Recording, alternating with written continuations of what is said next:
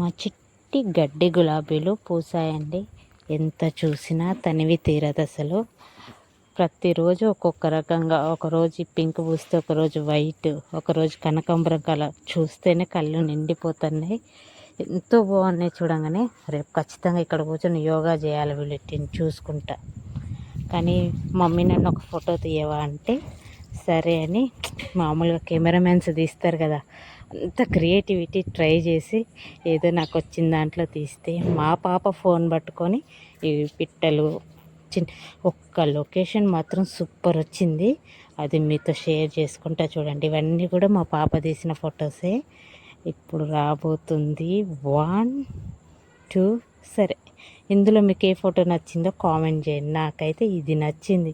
అసలు అవసరం ఉంది కదా, నాకైతే అసలు బీభత్సంగా నచ్చింది. Thank you for watching. Bye bye.